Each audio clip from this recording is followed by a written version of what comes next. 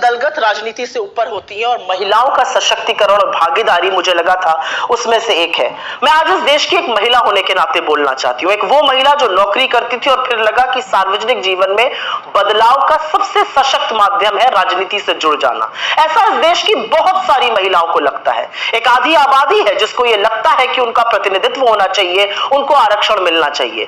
तो जब मोदी सरकार ने विमेंस रिजर्वेशन बिल की, महिला आरक्षण की बात की, तो हम प्रफुल्लित हो उठे। हमें लगा चलो जो काम हमने शुरू किया था, जिसकी ओरिजिनल शिल्पकार यूपीए की सरकार श्रीमती सोनिया गांधी थी, हमने राज्यसभा में बिल पारित कराया था, अब वो क्रियान्वित होगा।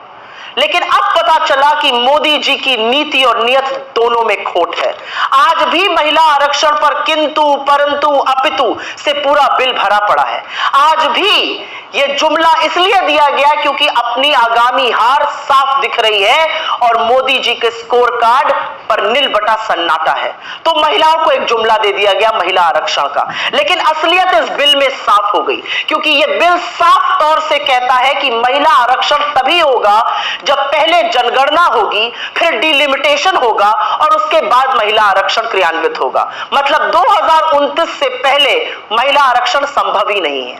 जिन लोगों को लग रहा था कि 2024 में 10 साल सत्ता चलाने के बाद मोदी जी एक काम तो अच्छा कर जाएंगे, उनको भी ठग लिया मोदी जी ने। आज इस देश की महिलाएं अपने आप को ठगा महसूस कर रही हैं, क्योंकि डिलिमिटेशन, जनगणना होते होते 2029 तक ही यह संभव हो पाएगा। ये जो बिल था, हमारा लाया हुआ बिल, राज्यसभा में 9 मार्च 2010 को पारित हुआ था। अगर आपकी नीति और नियत साफ होती तो आप उसी बिल को लोकसभा में लाते, बिना कंडीशन के उसको पास कराते और महिला आरक्षण एक रियलिटी बनता। लेकिन असलियत यह है कि आपने महिला आरक्षण के नाम पर भी देश की आधी आबादी को एक जुमला थमा दिया।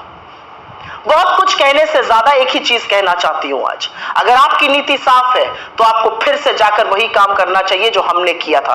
किंतु परंतु अपितु हटाइए, महिलाओं के सशक्तिकरण की बात कीजिए। जो दूरदर्शिता राजीव गांधी जी ने दिखाई, आज उसका परिणाम है कि 30 लाख से ज्यादा निर्वाचित लोकल बॉडी इलेक्शंस में 10 लाख से ऊपर महिलाएं हैं।